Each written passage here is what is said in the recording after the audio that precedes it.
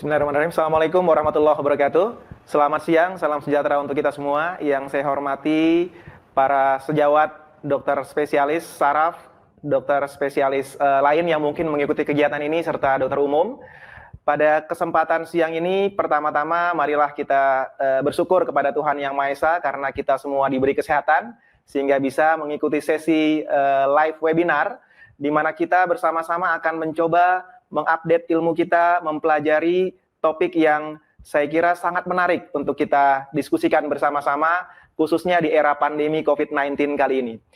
Siang ini kita akan bersama-sama mengikuti webinar yang memiliki topik mengenai stroke and hypertension patients, are they at increased risk for COVID-19 and how to deal with it. Jadi kita akan membahas mengenai pasien-pasien hipertensi dan pasien-pasien stroke, ya, pasien hipertensi dan khususnya pada pasien stroke, apakah mereka memiliki risiko yang tinggi untuk menderita COVID-19 dan bagaimana kita menangani masalah ini.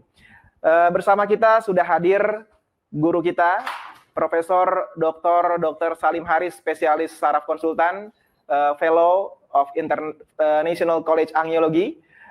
Beliau adalah guru besar tetap Fakultas Kedokteran Universitas Indonesia, dan saya kira kita semua paham bahwa beliau adalah ahli di bidang stroke dan di bidang neurovaskular, termasuk di bidang hipertensi.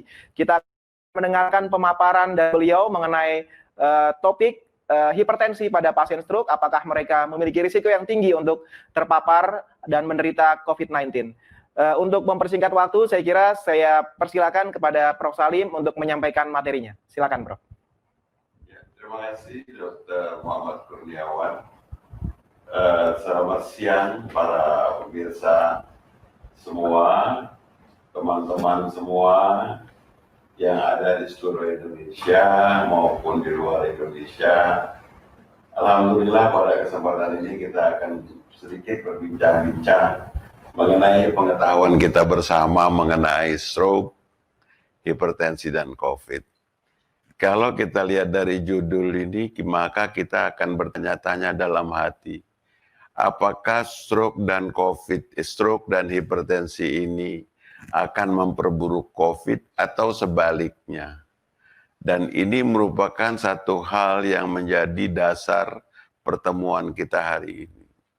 Perlu diingat bahwasanya penelitian yang banyak ini dasarnya adalah semuanya adalah epidemiologi study.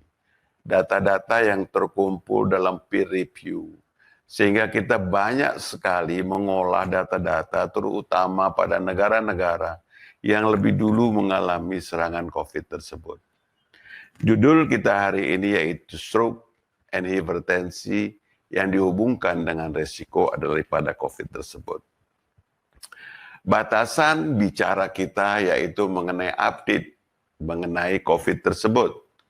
Apa yang kita tahu tentang COVID itu? Kemudian adakah hubungan antara COVID tersebut dengan hipertensi dan stroke? Hubungan positif, hubungan negatif. Kemudian yang menjadi implikasi kita pada COVID ini dalam melakukan satu manajemen baik pada hipertensi maupun pada stroke. Jadi merupakan satu gambaran yang sangat luas, baik yang berpengaruh itu COVID-nya atau hipertensinya, atau stroke-nya atau COVID-nya. Dengan demikian, wawasan yang akan kita bicarakan ini merupakan satu kesatuan yang tidak terpisahkan. Kalau bisa sedikit saya singgung mengenai COVID. COVID ini adalah coronavirus seperti yang kita tahu selama ini yang sudah pernah menyerang kita, yaitu SARS, severe acute respiratory syndrome, dan merupakan juga gambaran dari yang sama dengan sejenisnya, yaitu yang MERS yang kita tahu, Middle East Respiratory Syndrome. Untuk COVID sendiri bermula yaitu pada bulan Desember yang kita ketahui, di mana bulan Desember tersebut pertama kali terjadi outbreak di Wuhan. COVID ini begitu luas mengenai satu kondisi respirasi. Kalau kita lihat daripada gejala COVID tersebut, COVID itu akan memberikan gejala, itu adalah seperti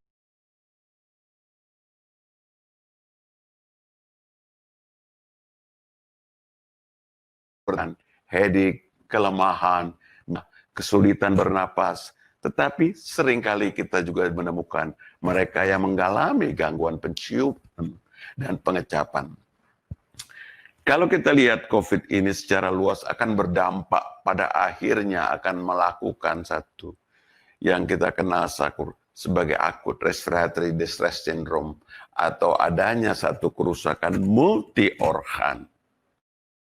Kerusakan multi organ yang terjadi inilah yang mengakibatkan terpanggilnya kita untuk membicarakan salah satu dari organ kita, yaitu otak yang kita kenal sebagai stroke. Sekilas kita lihat, pada 12 hari yang lalu atau tanggal 4 bulan Mei, maka kita bisa melihat gambaran daripada satu skematis dunia. Maka kita bisa melihat ada 5 benua yang kita lihat, yaitu benua Amerika, benua Australia, benua Asia, benua Afrika, dan benua Eropa. Dari gambar ini bisa kita lihat gambaran daripada mereka yang mengalami di atas angka 1 juta. Dan ada yang di bawah 1 juta atau di atas 100.000, ada yang di bawah 100.000. Maupun yang tidak terlaporkan.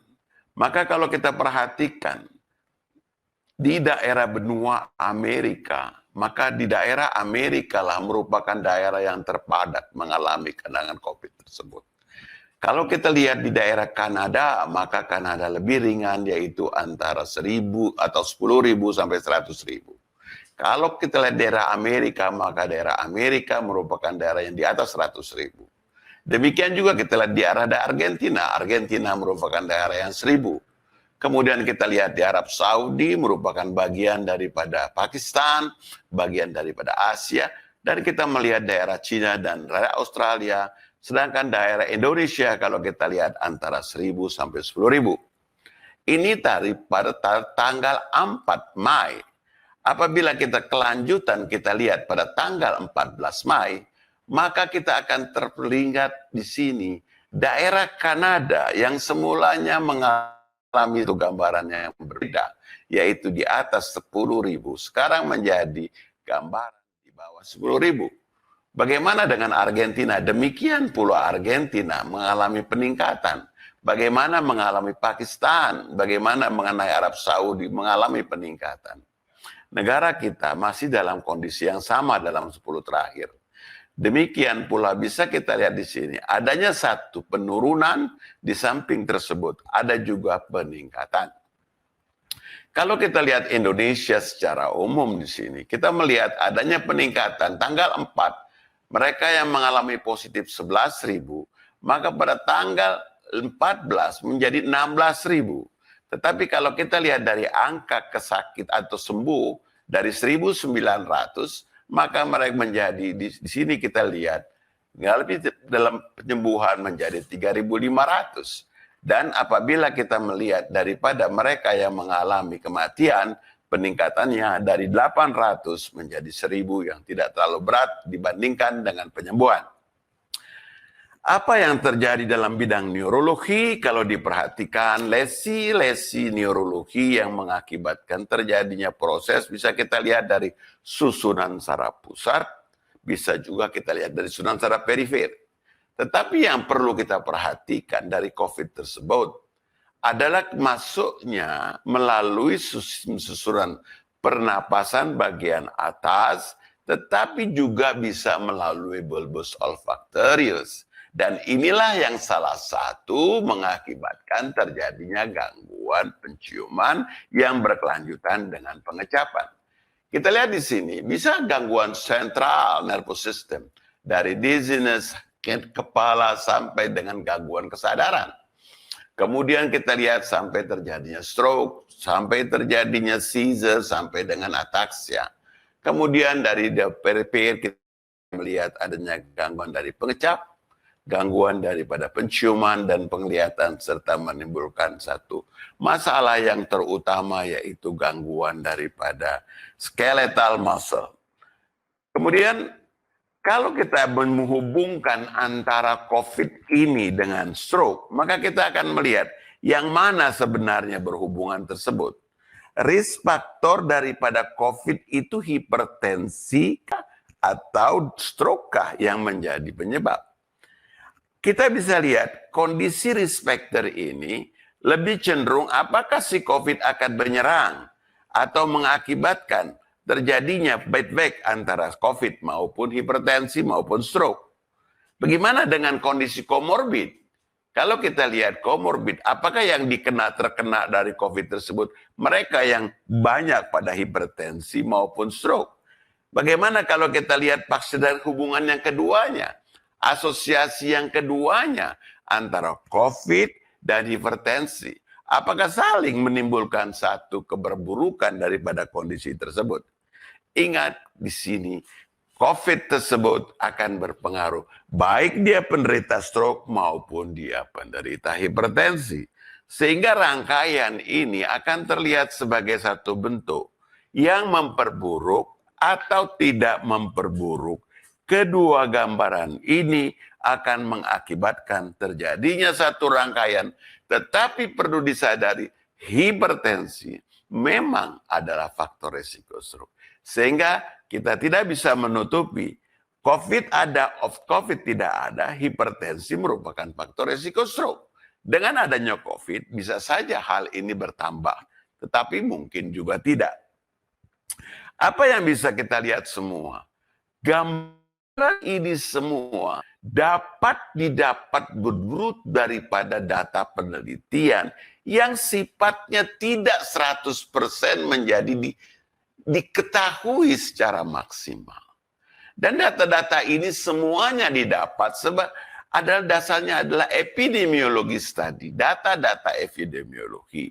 Dengan demikian, apabila kita memperhatikan faktor yang berhubungan dengan prognosis keburukan daripada COVID itu, pertama dikatakan bertambahnya usia.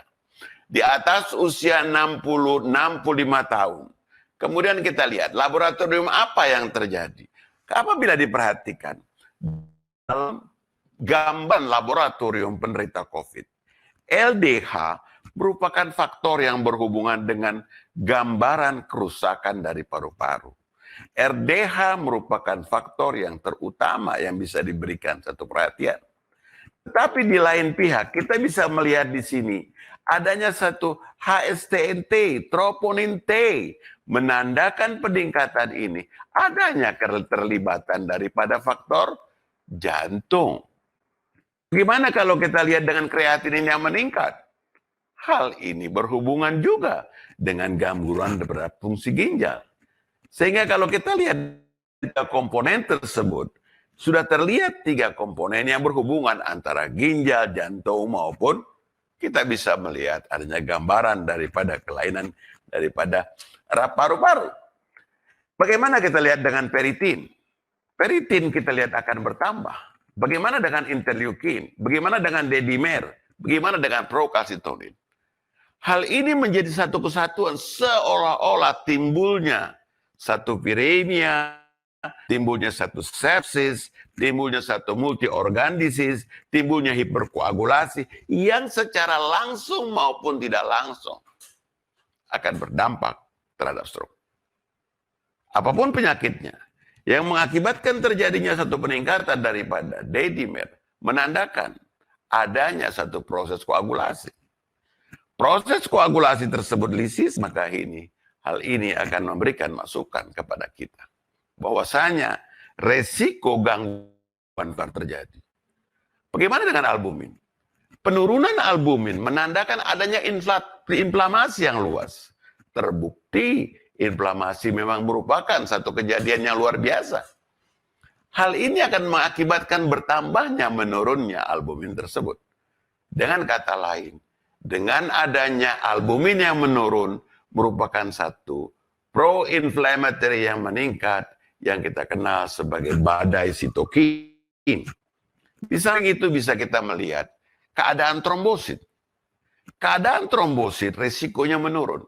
Kalau kita masukkan dalam kondisi ini sebagai SOPA score yang kita tahu merupakan satu gambaran daripada penilaian keparahan satu penyakit, maka gambaran COVID ini cenderung membuat orang itu mengalami perburukan. Mengalami perburukan sampai dengan kematian. Sehingga dengan kata lain, gambaran daripada laboratorium yang kita temukan seperti ini memberikan data yang tidak baik pada gambaran daripada COVID tersebut. Kemudian dari gambaran laboratorium seperti ini, usia lanjut pasti menjadi titik pangkal kerusakan utama. Kemudian kita melihat, adakah komorbiditas COVID-nya sendiri akan berdampak kepada multi organ damage. Baik itu terhadap eritrosit yang kita lihat dengan peningkatan peritin, baik terhadap inflamasi, baik terhadap ginjal, baik terhadap jantung, baik terhadap komorbid yang lain yang kita tahu hipertensi, diabetes, dan sebagainya maupun malignansi, yang otomatis dampak dari ini akan berpengaruh juga terhadap organ yang kita kenal sebagai otak.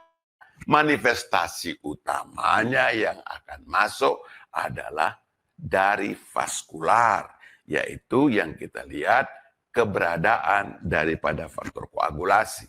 Di samping itu, gangguan cerebral nervous system tersebut bisa menjadikan gambaran daripada encephalitis. Seperti kita tahu, dia bisa masuk melalui yang kita kenal sebagai bulbus olfactorius.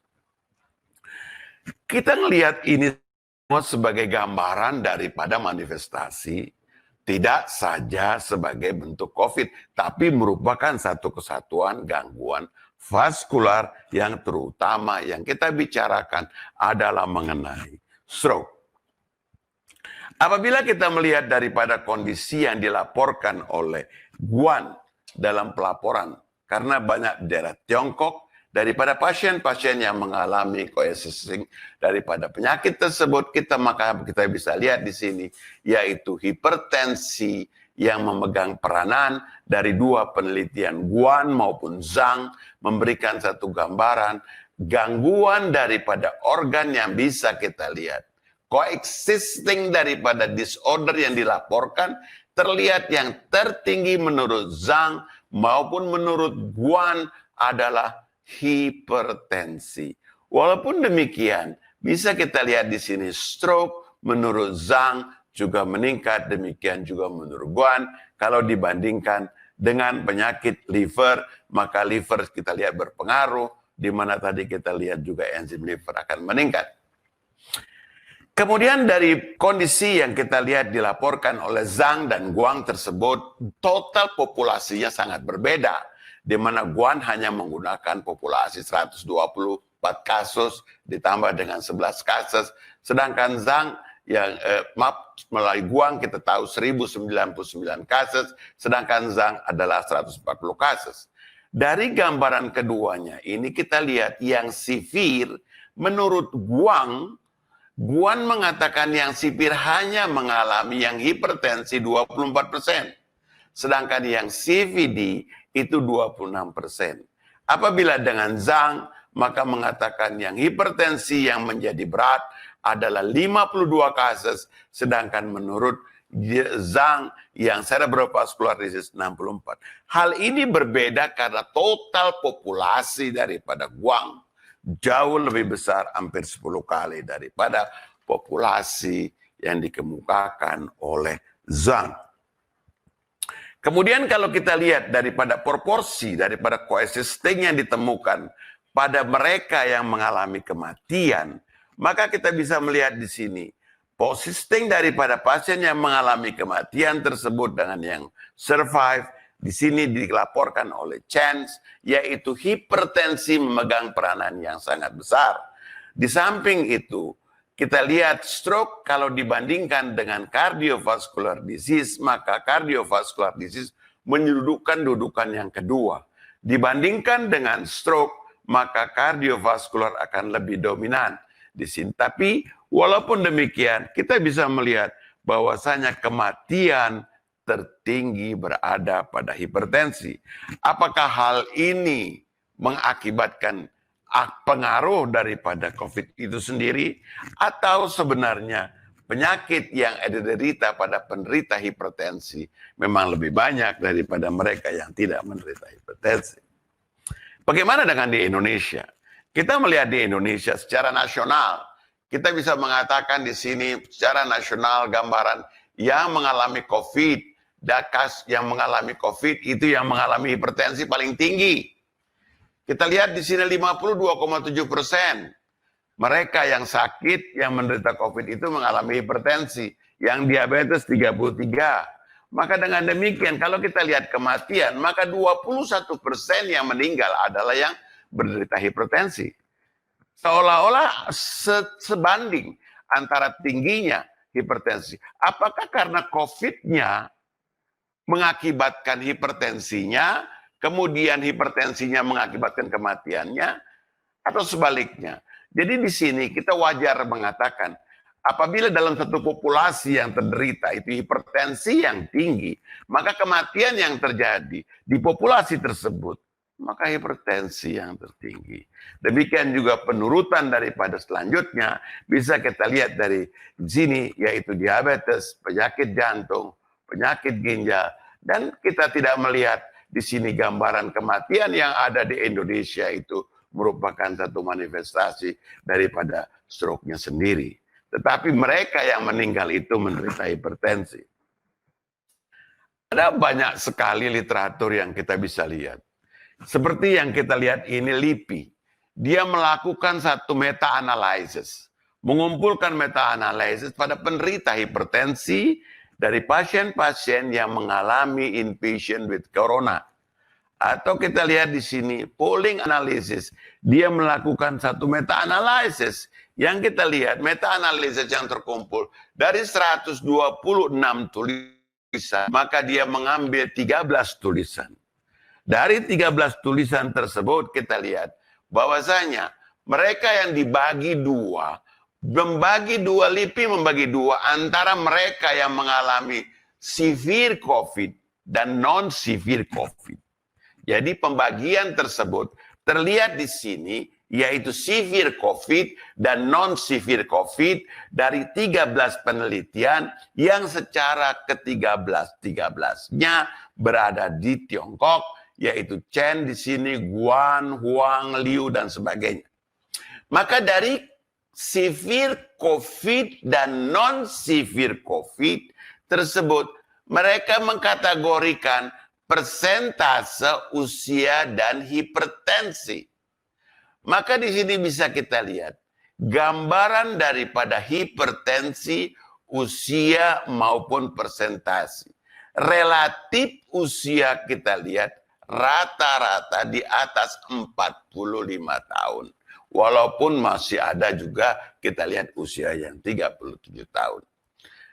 Kemudian dari penelitian meta-analisis tersebut, kalau kita lihat faktor hipertensi dan kematian, maka memang di sini terlihat bahwasanya nilai hipertensi itu signifikan terlihat. Bahwasanya gambaran ini menunjukkan adanya signifikansi baik terhadap hipertensi. Hipertensi menunjukkan 2,5 kali lebih tinggi secara signifikan pada penderita yang mengalami severe. Sedangkan kalau kita lihat daripada sebagai risk factor pada kematian 2,4,2 kali lebih tinggi kita lihat pada mereka, sehingga kita dapat katakan di sini seolah-olah gambaran ini memang memberikan satu asupan buat kita. Hipertensi merupakan satu faktor yang menimbulkan kematian pada COVID. Dan seolah-olah kalau kita lihat, karena apa? Karena penderita hipertensi menderita 2,5 kali dibandingkan dengan kematian. Di sini kematian menunjukkan yang menderita severe COVID tersebut 2,4 kali. Kemudian apa yang bisa kita lihat dari LIPI? Terjadi satu kesinambungan bahwasanya keparahan dari penyakit tersebut dihubungkan dengan usia. Kalau kita lihat di sini, maka usia akan bertambah tinggi usia, maka terjadi peningkatan descending daripada keberadaannya itu. Sehingga LIPI memberikan satu meta-analisis dari 13 peneliti yang semula 126 penelitian tersebut mengatakan bahwasanya penderita COVID yang berat mereka berada pada posisi hipertensi. Dan kematian pun terjadi 2,4 kali pada mereka yang berat tersebut. Yang kita lihat dihubungkan dengan hipertensi maupun dihubungkan dengan usia. Kemudian kalau kita lihat apa yang dilakukan oleh Livy dan teman-temannya dalam meta-analisisnya ini, maka kita lihat bagaimana dengan stroke. Kalau kita lihat dengan severitas daripada stroke dan mortalitas daripada stroke, maka terbukti bahwasanya COVID patient ini skor dan memperberat kondisi ini 2,5 kali dengan hazard ratio yang signifikan memberikan gambaran daripada stroke yang memberat, tapi tidak sesuai dengan kematian. Daripada penelitian yang lain terlihat bahwasanya stroke, keparahan stroke akibat COVID ini yaitu terjadi secara signifikan 2,5 kali, tetapi tidak signifikan dibandingkan dengan kematian apa yang dikemukakan oleh Agrawal, Livy dan kawan, dan Henry dan kawan-kawan. Di sini memberikan dua perbedaan yang jelas, yang semula dikatakan mortalitas secara signifikan 2,4 kali, hipertensi 2,5 kali. Sekarang kita lihat pada meta-analisis daripada apa yang dikatakan oleh Agrawal mengemukakan bahwasanya COVID-19 patient with stroke pose higher risk to obtain severe COVID 2,5 kali, tetapi tidak menimbulkan kematian yang signifikan. Jadi ada perbedaan. Perbedaan di mana di sini dengan yang tadi dikatakan oleh Livy sendiri. Kemudian kita lihat dari apa yang dikatakan oleh Lee dalam meta-analisis yang dipelajari mengenai hipertensi yang dihubungkan dengan cardiovascular disease. Kenapa kita menghubungkan dengan cardiovascular disease? Kalau kita perhatikan, tadi kita sudah bicara mengenai HSTNT atau troponin yang menandakan bahwasanya keberadaan daripada peningkatan HSTNT ini menunjukkan adanya kerusakan daripada sel-sel jantung. Sehingga dengan demikian, kita juga harus melihat apa faktor yang terjadi pada gambaran tersebut akan berpengaruh kepada HSRP. Maka kita bisa melihat dari gambar ini, yaitu hipertensi, itu memberikan nilai yang signifikan terhadap terjadinya sesuatu gangguan daripada meta-analisis. Dan apabila kita melihat gambaran ini, pun kita melihat adanya satu bentuk yang signifikan terhadap pengaruh daripada tekanan hipertensi, dan kita bisa melihat juga keberadaan daripada cardiovascular disease. Jadi sekarang kita melihat bahwasanya hipertensi berhubungan dengan keparahan, berhubungan dengan kematian secara langsung, stroke berhubungan dengan keparahan tapi tidak berhubungan dengan kematian. Bagaimana dengan hipertensi? Pada penelitian dari Lee menunjukkan tidak saja stroke, tetapi gangguan vaskular tersebut juga menunjukkan nilai yang signifikan terhadap manifestasi daripada cardiovascular disease tersebut. Sehingga kita bisa mengatakan di sini, memang terjadinya COVID ini berhubungan dengan komponen darah itu sendiri maupun berhubungan dengan multi organ. Tidak saja stroke, tetapi juga berhubungan dengan cerebro atau kardiocerebrovaskular. Kemudian kita melihat apa yang dikatakan oleh Lee. Dalam penelitiannya di mana clinical karakteristik daripada COVID-19 patient dengan cerebrovascular disease. Dan bisa kita memperhatikan di sini, yaitu mengenai usia, kita lihat dari dua komponen, clinical karakteristik, yaitu clinical karakteristik, dan yang ini kita lihat laboratorium daripada finding dari COVID-19. Maka clinical karakteristik kita lihat, bahwasanya usia memang sangat berpengaruh. yaitu usia di atas 50 tahun, memberikan peran yang cukup tinggi dibandingkan dengan usia di bawah 50 tahun. Maka kita bisa melihat di sini, severitas daripada COVID tersebut menunjukkan bahwasanya gambaran daripada COVID, baik severe maupun non-severe, dan apabila kita lihat penderita daripada hipertensi, memang memegang peranan yang terbanyak daripada penderita-penderita COVID tersebut. Dan hal ini dapat kita asumsikan mereka yang menderita COVID dengan CVD, COVID non-CVD. Maka kita lihat COVID dengan CVD, yaitu yang di usia di atas 50 tahun, kita lihat 12 lebih besar 92% dibandingkan dengan 7,7% dibandingkan dengan mereka yang tidak menderita CVD. Demikian juga kita lihat daripada COVID, keparahan. Keparahan daripada semakin parah, maka CVD akan terjadi dibandingkan dengan yang kita lihat pada yang tidak mengalami sivil tersebut. Di sini kita lihat angkanya 84%, di sini 39%. Jadi nilai daripada keparahan COVID itu adalah berhubungan dengan faktor daripada usia. Dua-duanya kita lihat mempunyai nilai yang tinggi.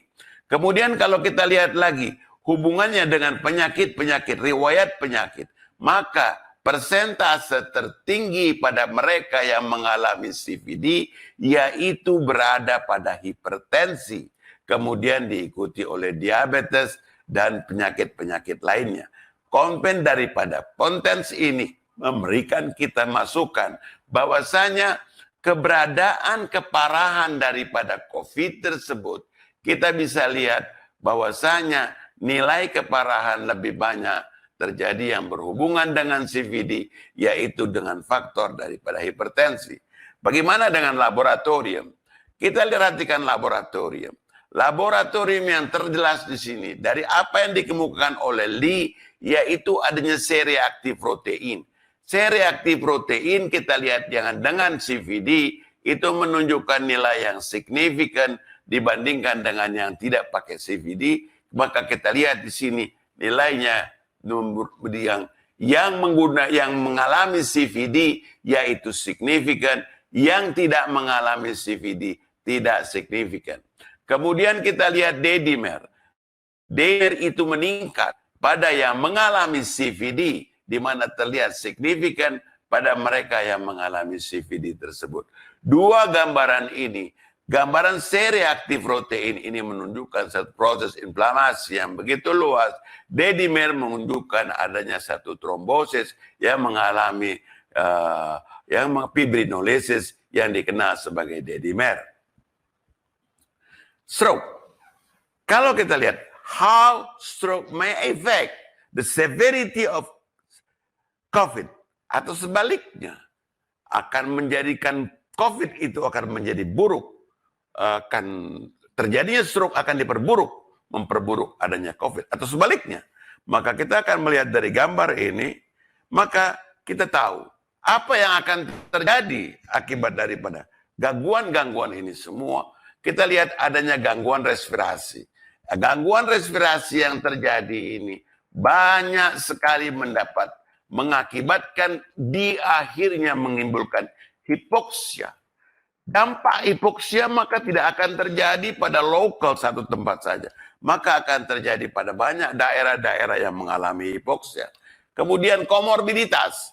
Komorbiditas akan berperan dalam hal ini, termasuk komorbiditas yang kita lihat adalah hipertensi dan penyakit yang kita masukkan, penyakit hipertensi masuk di atas, dan diabetes juga kita lihat ini termasuk dalam konteks yang merupakan satu gabungan daripada komorbiditas yang kita lihat di sini, adanya gangguan fungsi-fungsi yang ada. Semuanya ini bisa terjadi pada COVID, bisa terjadi pada mereka yang belum mengalami COVID. Sehingga dengan kata lain, apakah yang kita kenal sebagai stroke mempengaruhi severitas dari COVID?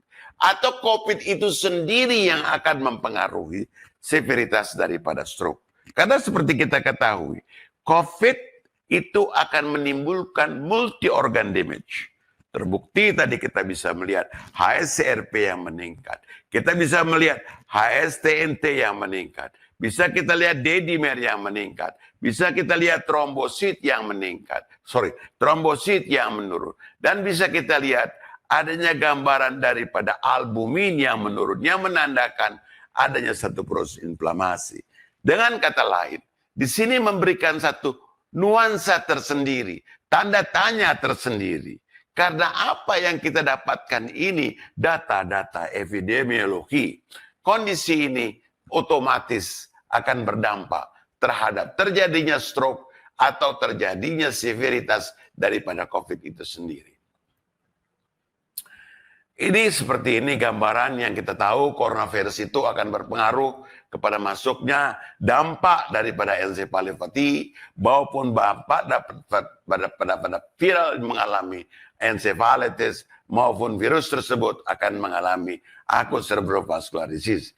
Hubungan yang dihubungkan di sini yaitu adanya satu hipoksia, gangguan ACE, acute injury dan sebagainya.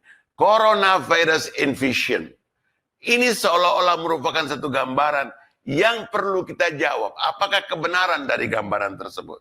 Dan ini merupakan satu bentuk seolah-olah coronavirus itu merupakan memang dia masuk melalui ACE2 reseptor. Sehingga berdampak terhadap gangguan daripada berbentuknya interleukin 1 dan 7 dan 1 dan 9 yang akan membantu daripada pembuluh darah.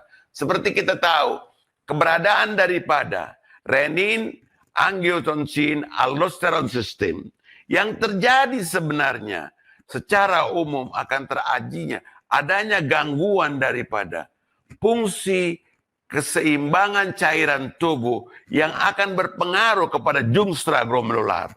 Jungstra glomerular tersebut akan berpengaruh kepada timbulnya renin. Dan hepar akan membuat angiotensin. Sehingga renin akan merubah angiotensin menjadi renin 1 dan selanjutnya angiotensin 2. Dan kesemua ini akan berdampak negatif terhadap tubuh kita. Oleh karena itu bantuan adanya ACE inhibitor, adanya bantuan daripada ARB, angiotensin receptor blocker, akan mengakibatkan kebalikan yang akan terjadi. Tetapi dalam kondisi COVID sendiri dipertanyakan, apakah keberadaan ACE inhibitor tersebut, apakah keberadaan daripada A2ARB tersebut merupakan manifestasi awal yang memperberat terjadinya COVID? Atau sebaliknya, dengan adanya ARB tersebut, maka COVID akan melemah.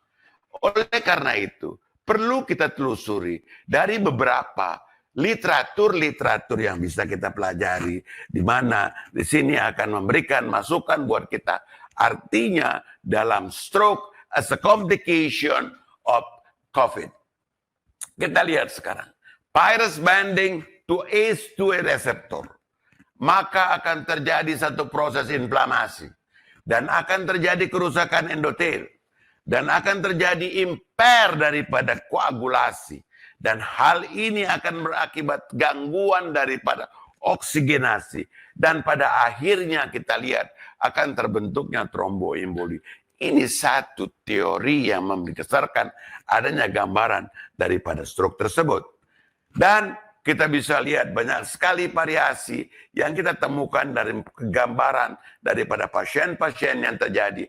Baik pembuluh darah yang kecil, yang gangguannya bersifat yaitu hipoksia maupun pembuluh darah besar. Dan ini terbukti bisa kita lihat. Pasien pertama sampai pasien keempat. Mereka berusia relatif cukup tinggi. Yaitu 73, 88, 80, 88. Dan apabila kita melihat teritori vaskular, maka kita akan melihat teritori vaskular besar yang menandakan permasalahannya bukan sekedar hipoksis saja, tapi adanya trombosis. Dan ini memberikan satu kontribusi keberadaan daripada outcome pasien itu sendiri. Kemudian kita lihat pasien-pasien yang berusia muda. Apa yang terjadi pada pasien-pasien berusia muda? Pasien 1 sampai pasien 5, usia di bawah 90 49 tahun, 33 tahun, 37 tahun, 39 tahun, 44 tahun, dan 49.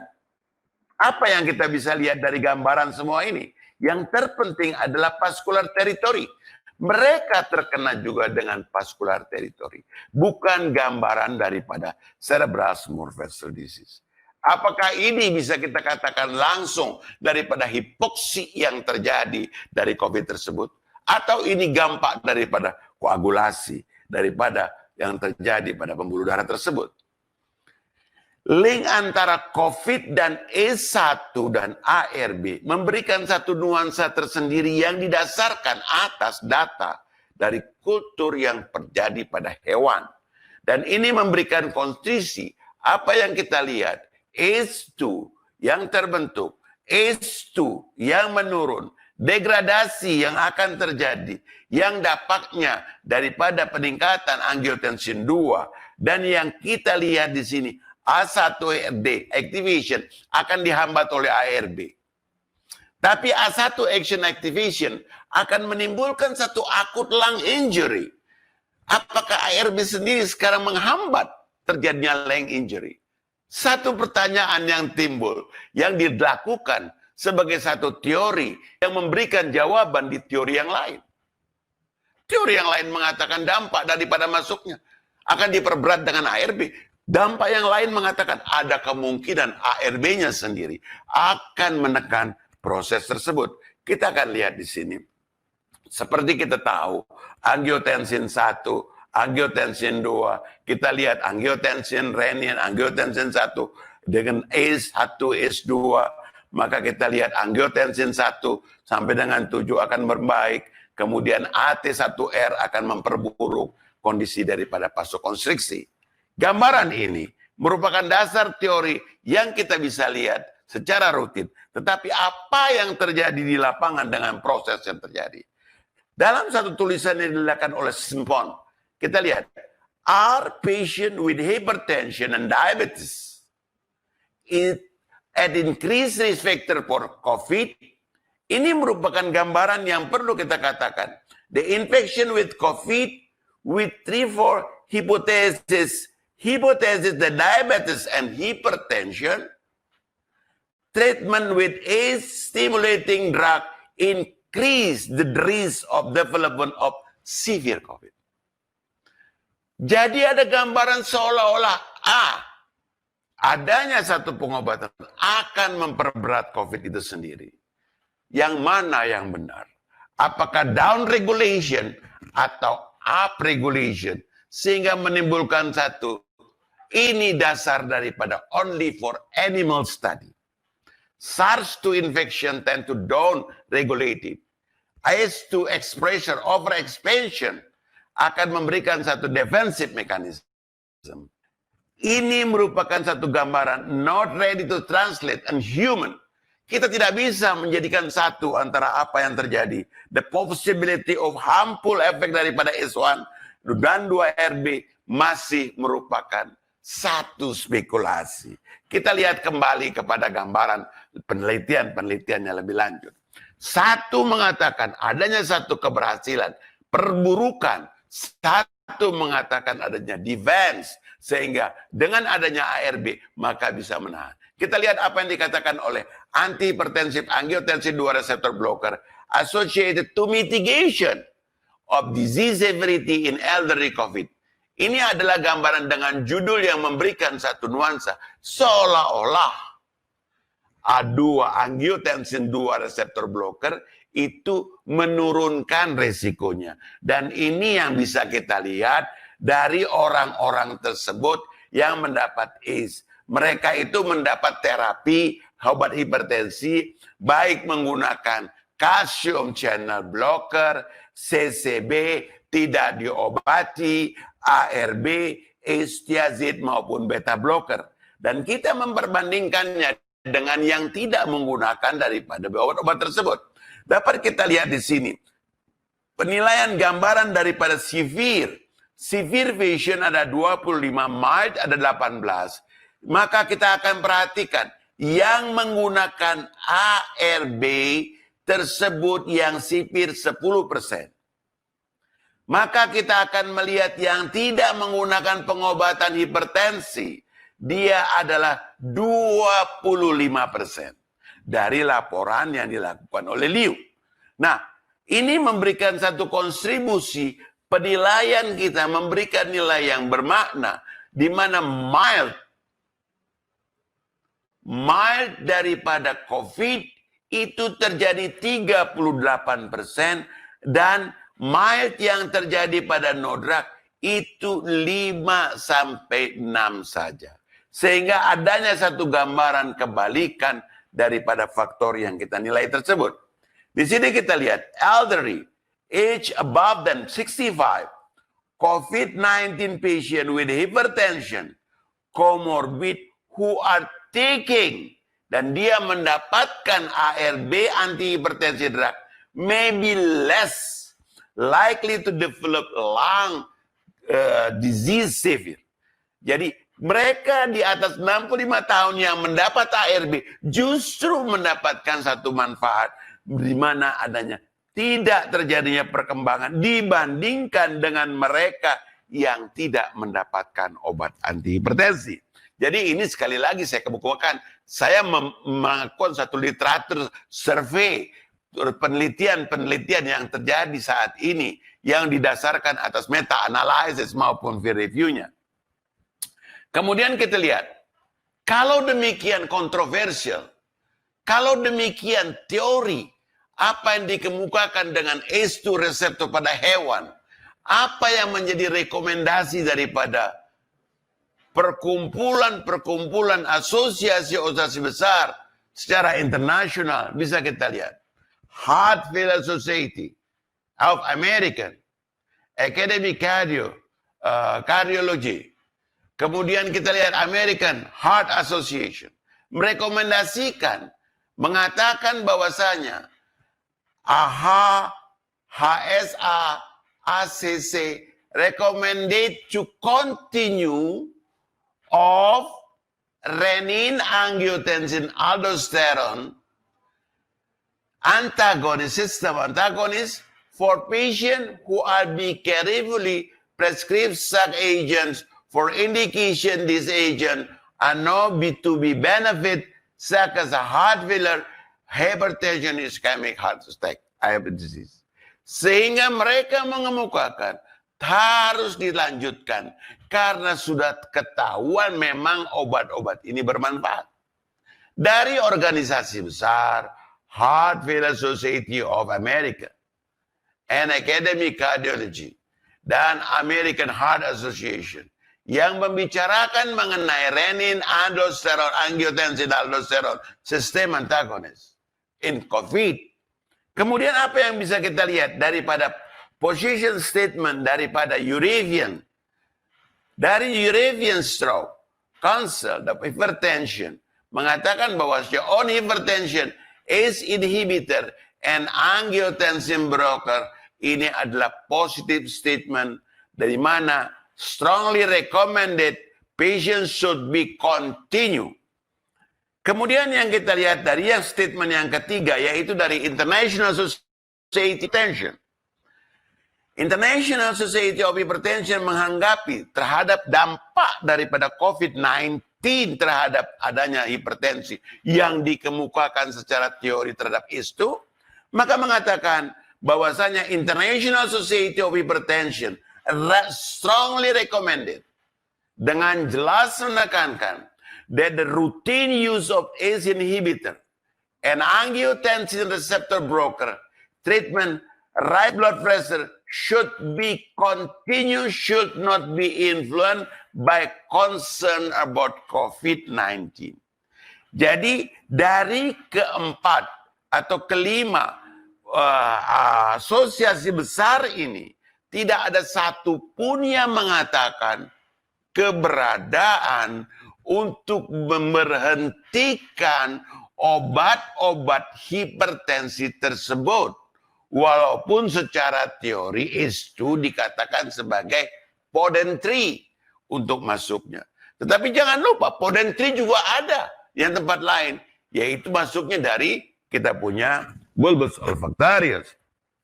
Nah, dengan demikian maka self-isolated patient maupun dari hospital patient, apa yang dikemukakan di sini, kita tetap melakukan satu penjagaan ketat terhadap COVID.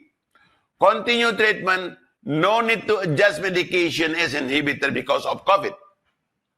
Tidak bisa kita melakukan satu manuver, not adjust, merubah, mengganti.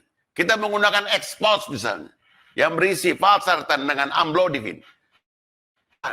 Jangan terhentikan. Demikian juga yang di hospital. Dan hal ini bisa kita lihat. Yang terpenting bagi saya adalah terutama apakah pengaruh obat-obatan terhadap obat COVID tersebut. Kita tahu obat COVID, kita bisa lihat di sini. Atazanavir, lovinavir, rendavir, favipiravir, chloroquine, hidrokloroquine. Ini kita bisa lihat. Yang terpenting kita mengetahui adakah pengaruhnya terhadap antiplatelet, antikoagulan. Seperti kita lihat apixaban. Kita lihat di sini atazavir, dia akan meningkatkan. Dan kalau kita lihat kembali ke obat-obat hipertensi, maka kita lihat obat hipertensi di sini antihipertensi is inhibitor. Tidak, kalau kita menggunakan chloroquine tidak berpengaruh sama sekali. Demikian juga obat-obat golongan angiotensin, di mana kita lihat kandesartan, valsartan, itu hanya berpengaruh apabila kita menggunakan, dia akan meningkatkan apabila kita menggunakan atazavir maupun lovinavir. Yang lain tidak berubah. Jadi penggunaan obat hipertensi sepanjang kita tidak menggunakan lovinavir maupun atazavir tidak ada perubahan sama sekali. Demikian juga bisa kita lihat pengaruh terhadap calcium channel blocker. Calcium channel blocker yang kita tahu di sini banyak itu amlodipine. Amlodipine juga dipengaruhi terhadap atazavir maupun lovinavir. Sehingga dengan kata lain, sesuai dengan yang digariskan oleh yaitu Heart Failure American daripada Society maupun daripada Academy College of Cardiology maupun dari American Heart Association maupun dari European Stroke Council maupun kita lihat dari International Hypertension Association, tidak ada kata-kata yang memberikan satu nuansa untuk pengurangan apalagi pemberhentian obat-obat hipertensi pada mereka yang mengalami atau menderita COVID-19. Tetapi pada mereka yang menggunakan obat-obatan yang bersifat atazavir maupun lovinavir harus disesuaikan, terutama buat obat amlodipine maupun yang disebabkan karena efek obat tersebut akan meningkatkan kadar daripada amlodipine maupun A2ARB tersebut. Nah, untuk take home message, saya mengumumkan di sini, stroke dan hipertensi itu merupakan faktor resiko. Dan ini merupakan satu tambahan faktor risiko yang bisa memperberat COVID tersebut menjadi satu bentuk kelainan COVID-nya memperberat. Bagaimanapun juga kita still tidak jelas permasalahan ini karena dasarnya tadi kita katakan semuanya merupakan satu tadi. Sedangkan manajemen daripada hipertensi pada stroke dengan situasi apapun juga tidak bisa ditolerir untuk merubah daripada pengobatannya. Strongly recommended that routine use of anti-ACE inhibitor atau ARB tidak boleh, tidak harus dilanjutkan. Not to influence concern about COVID-19 infection. Sehingga dengan demikian stroke bisa diperburuk oleh COVID-nya karena COVID sendiri menimbulkan manifestasi, demikian juga hipertensi. Tetapi obat hipertensi tidak ada satu international organization yang berhubungan dengan medical yang mengatakan harus mengurangi dosis, apalagi memberhentikan. Untuk itu saya ucapkan banyak terima kasih, semoga bermanfaat. Inilah tim kami di FKUI, Profesor Teguh Rana Kusuma, saya Dr. Rahmat Hidayat, Dr. Muhammad Kurniawan, Dr. Taufik Mosiano, dan Dr. Arashid. Terima kasih. Selamat siang. Assalamualaikum warahmatullahi wabarakatuh. Oke, baik. Terima kasih banyak Prof. Salim Haris atas pemaparannya yang sangat clear dan sangat bersemangat. Kalau kita lihat tadi speednya dari awal sampai akhir itu gaspol terus ya, Prof ya. Meskipun berpuasa, tapi alhamdulillah kita mendapatkan banyak ilmu dari Prof. Salim. Jadi tadi Prof sudah menekankan bahwa take home message-nya setidaknya ada beberapa hal. Yang pertama adalah bahwa stroke dan hipertensi dia merupakan salah satu faktor risiko dari COVID sekaligus prognostic factor. Jadi prognostik untuk keluaran atau mungkin severity level dari COVID yang lebih tinggi ya. Jadi tingkat keparahan COVID yang lebih besar.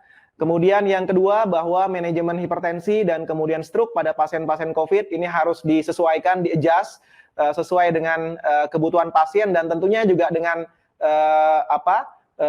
keselamatan, perhatian, concern terhadap keselamatan dari tenaga medis.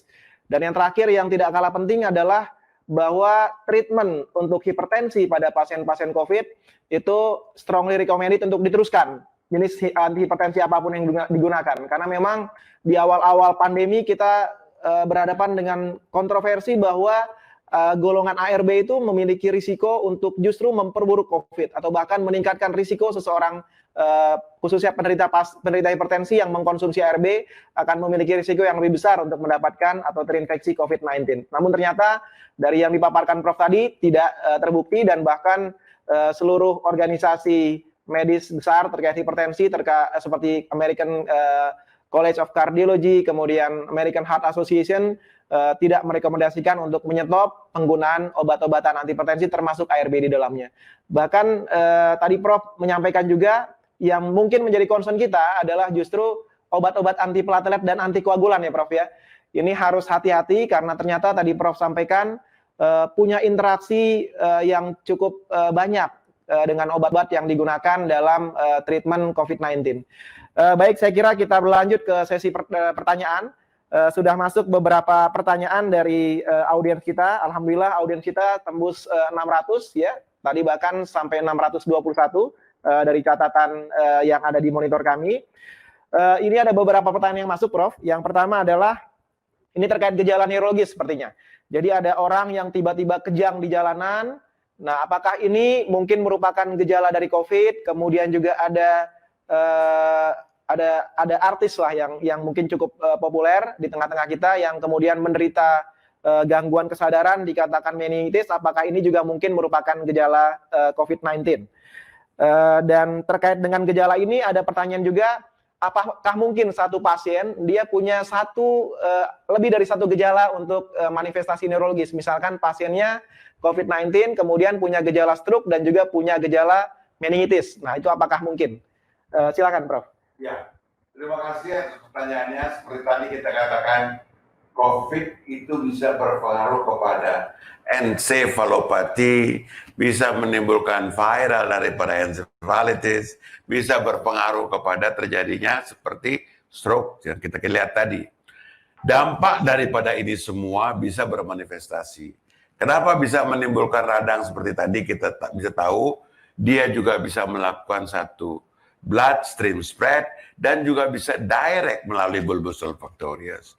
Tetapi apabila kita menemukan pasien yang tiba-tiba kejang-kejang di tengah jalan, pasiennya sehat-sehat, itu kansnya kecil sekali untuk timbul manifestasi daripada COVID-19. Apakah kita harus tanya terlebih dahulu apakah pasien ini bukan pasien epilepsi sebenarnya? Ya, karena jujur saja, ya, kondisi COVID sekarang ini, kondisi COVID yang kita lihat cenderung meningkat, ini semua orang mengalami kecemasan. Tidak saja dokter-dokternya, semua orang pun akan mengalami kecemasan. Dengan adanya pembatasan ini pun akan menimbulkan kecemasan. Jadi semua faktor-faktor itu akan berpengaruh. Tetapi apabila dikatakan, bisa nggak menimbulkan ensefalopati? Bisa. Bisa. Ensefalopati bisa terjadi. Karena hipoksi kita bisa lihat tadi. Apakah bisa terjadi seizure? Bisa. Karena kita lihat dia bisa mengalami satu encephalitis. Ya.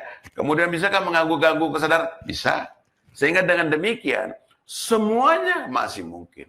Apabila kita lihat rangkaian apa yang terjadi pada darah penderita COVID, maka kita akan tercengang melihat seluruh organ tubuh bisa terkena. Terbukti, kita lihat, ginjal, urium, kreatinin meningkat. Darah, ferritin meningkat, sel darahnya pecah. Kemudian kita lihat, D-dimer akan meningkat, timbul koagulasi. Trombosit akan menurun, otomatis risiko perdarahan. Jadi, kita bisa melihat di sini, kita lihat gangguan jantung, kita bisa lihat troponin T meningkat. Kemudian kita lihat gangguan paru-paru, LDH, kita lihat. Dan kalau kita lihat ini, SOFA score, maka yang memberikan satu nuansa gambaran daripada paru-paru, gambaran ginjal, gambaran daripada otak dengan Glasgow Coma Scale, ini akan memberikan satu COVID merupakan penyakit yang mempunyai risiko kematian. Jadi apa yang kita temukan, apakah kejang-kejang itu udah pasti di jalanan itu pasti COVID? Belum tentu. Tidak bisa kita mengatakan seperti itu. Kita mesti melakukan eksplorasi lebih lanjut. Ya, jadi dengan demikian tidak ada semua yang tidak mungkin, tetapi yang pasti satu hal, obat hipertensi tidak boleh dihentikan. Oke, baik. Terima kasih, Prof. Saya kira cukup jelas penjelasan dari Prof. terkait pertanyaan dari dokter tadi yang bertanya, Dokter Rita, ya, Dokter Rita dan juga Dokter Nuke Aryani. Selanjutnya kita masuk ke pertanyaan lain dari Dokter Fuad Hanif. Ini beliau bertanya, sebab kematian pada pasien stroke dengan COVID-19, Prof, apakah stroke-nya atau COVID-nya yang menyebabkan kematian pada pasien tersebut? Ya. Semoga, Prof. Kalau tadi kita lihat, kita menyimak data tersebut, adanya peningkatan kematian bukan pada stroke-nya, tetapi pada COVID-nya. Tetapi stroke akan meningkat, iya. Tetapi kematiannya tidak meningkat karena stroke-nya. Jadi kematian pada COVID bukan karena stroke-nya. Dan hal ini didasarkan atas penelitian yang ada tadi. Seperti kita lihat, kematian pada COVID kenapa? Kematian pada COVID karena multi-organ damage. Kalau kita lihat, kenapa? Sesuai dengan laboratorium. Tetapi dari hasil penelitian dikatakan hipertensi meningkat, kemudian stroke meningkat, tetapi tidak signifikan. Untuk stroke menimbulkan kematian, tidak. Gitu. Jadi stroke-nya bisa terjadi, tetapi stroke-nya tidak menimbulkan kematian. Oke, baik. Terima kasih, Prof. Ini kelihatannya juga ada pertanyaan yang senada, tapi mungkin agak sedikit berbeda, Prof. Dari Dr. Arwi Putra bertanya mengenai mengapa COVID-19 ini sangat mematikan bagi pasien-pasien chronic disease.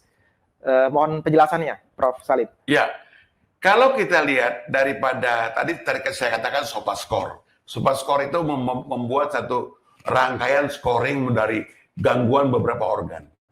Maka COVID ini kita samakan dengan kondisi darah. Apa yang akan terjadi di darah? Pasien tersebut prokalsitonin meningkat, menandakan satu proses. Sepsis, D-dimer meningkat, DIC, proses kreatinin meningkat, gangguan fungsi ginjal, kita lihat troponin meningkat, adanya gangguan aliran darah ke jantung. Kita bisa melihat LDL yang terganggu, adanya gangguan daripada paru-paru yang begitu luas, adanya hipoksia. Maka ini merupakan satu kesatuan. Kenapa COVID begitu mematikan? COVID mematikan karena COVID itu mengakibatkan timbulnya satu multi-organ damage. Kegagalan, multi-organ failure. Dan ini terjadi karena adanya satu badai daripada pro-inflammatory yang dikenal sebagai sitokin yang akan berdampak kepada seluruh organ di tubuh kita. Jadi dengan kata lain, bukan hanya karena satu sistem yang mengakibatkan kematian daripada COVID, tetapi secara keseluruhan maka akan terganggu. Kita bisa lihat ginjal terganggu, hati terganggu, jantung terganggu, paru-paru terganggu, darah terganggu, koagulasi terganggu. Maka apa yang mengakibatkan kematian? Yaitu yang disebut dengan multi-organ failure. Oke, baik. Terima kasih, Prof. Ada satu pertanyaan lagi ya dari Dr. Agus Setiawan. Beliau bertanya, mohon penjelasan dari Prof. Salim, apakah kurkuma, Prof, obat yang memang sering digunakan ya sebagai suplemen ya, apakah kurkuma yang mempengaruhi ekspresi dari S2 masih direkomendasikan pada pasien-pasien hipertensi dan COVID-19 ya, yang disertai COVID-19. Mohon penjelasan dari Prof. Salim. Ya, kalau kita bicara soal terobosan pengobatan, pada satu kasus penyakit yang didasarkan atas epidemiologis tadi, maka kita tidak bisa mengatakan obat ini terindikasi secara maksimal. Karena apa yang saya laporkan ini adalah literatur yang saya pelajari, yang dasar literaturnya ini merupakan epidemiologis tadi. Sebagian besar belum ada penelitian yang memberikan satu kontribusi pada manusia secara langsung. Oleh karena itu, apapun yang membuat daya tahan tubuh kita akan membaik, kurkuma kah? Olahraga kah? Kemudian minum lemon kah? Makan jambu kah? Semua yang mengandung antioksidan itu akan bermanfaat. Jadi apa yang kita lakukan di sini, kita tidak bisa memastikan apakah obat ini pasti atau tidak. Tetapi yang pasti satu hal, yaitu membuat daya tahan tubuh kita meningkat, yaitu dengan adanya satu antioksidan dan exercise serta ketenangan hati. Baik, terima kasih Prof. Ini ada lagi pertanyaan juga terkait pengobatan Prof. Jadi dari Dr. Nur Izati dan Dr. Dia Utari, mungkin saya gabungkan pertanyaannya. Beliau berdua bertanya bagaimana penggunaan antikoagulan pada stroke emboli dengan AF dan COVID ya. Kalau Dr. Dia Utari ini pada kasus trombosis sinus transversus ya. Apakah aman diberikan antikoagulan enoxaparin? Dari pasien-pasien COVID yang diberikan antikoagulan, itu ada yang membaik, lebih baik daripada yang tidak. Ada satu literatur yang saya lihat. Kenapa mereka memberikan antikoagulan? Reasonable kah? Sangat reasonable. Kenapa demikian? Kalau kita lihat di IC, apa yang akan terjadi pada di IC? Di IC fibrinogen akan turun. Di IC trombosit akan turun.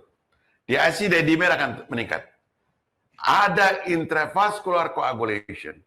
Apakah intravascular coagulation tidak terbentuk bekuan darah? Ada bekuan darah di dalam darah. Akan terjadi kan multi organ damage, dia lari ke otak, dia akan menyumbat. Lari ke ginjal, menyumbat. Lari ke paru-paru, menyumbat. Lari ke jantung, semuanya. Semuanya akan bermasalah. Kalau kita lihat, apakah hal ini akan berpengaruh pada arteri saja? Tidak, vena juga. Sehingga dengan demikian, ada penelitian yang membandingkan antara mereka yang diheparinisasi dengan mereka yang tidak diheparinisasi. Lebih bagus yang diheparinisasi. Sehingga kita lihat di sini adalah pemberian penurunan trombosit. Apa yang bisa terjadi? Penurunan trombosit semata-mata karena terbentuknya trombus. Bukan karena apa-apa. Demikian juga fibrinogen akan menurun. Apabila kita kasih heparin, maka tidak akan terjadi lagi pembekuan dan pembentukan trombus. Sehingga mereka akan terbebaskan, maka trombosit akan meningkat, fibrinogen akan meningkat. Saya sependapat dengan penggunaan heparin. Oke, baik. Terima kasih Prof atas pencerahannya. Ini ada pertanyaan yang kelihatannya kelanjutan dari pertanyaan tadi, ya. Dr. Aris Widayati, beliau bertanya, seandainya ada pasien stroke infak, kebetulan dia terinfeksi COVID, jadi apakah kita rekomendasikan manajemennya dengan antikoagulan atau tetap dengan antiplatelet, Prof? Pasien apa? Pasien stroke iskemik, Prof, dengan COVID. Pasien stroke iskemik dengan COVID. Kalau kita mengatakan apakah stroke terindikasi untuk diberikan antikoagulan, jawabnya tidak. Tidak ada terapi stroke dengan antikoagulan. Tetapi sekarang, adakah indikasi pencegahan serangan stroke dengan antikoagulan? Iya, ada. Kok pada kondisi apa? Pada kondisi hypercoagulable state atau pada kondisi AF, terjadinya trombus di dalam auricle daripada jantung. Sekarang pada COVID, terjadi intravascular coagulation. Ada nggak indikasi untuk memberikan heparin? Ada. Untuk apa? Mencegah stroke-nya. Tetapi pengobatan stroke tidak ada yang menggunakan heparin. Kalau ditanya, apakah cerebral sinus thrombosis penggunaan heparin dibenarkan? Sangat dibenarkan. Terapi bukan? Terapi. Jadi berbeda. Karena sinus trombosis itu vena, bukan arteri. Jadi demikian yang saya jawab. Oke, baik. Terima kasih banyak, Prof. Saya kira ada satu pertanyaan lagi ya, karena waktu yang membatasi kita. Masih ada satu pertanyaan, saya kira yang cukup menarik, ini terkait manajemen stroke secara umum. Ada pertanyaan dari Dr. Ahmad Junaidi, sepertinya dari Palembang nih, Prof ya.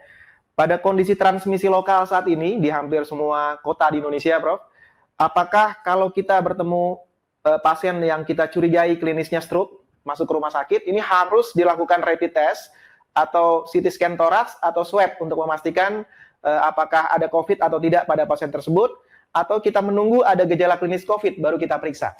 Mohon masukan dari Prof. Untuk menjawab ini, pertama saya ingatkan kita melakukan code stroke sekarang dengan protected code stroke. Artinya, protected code stroke, setiap pasien stroke yang masuk itu harus diperlakukan sebagai pasien yang berisiko COVID. Bukan kita sembarang saja melakukannya.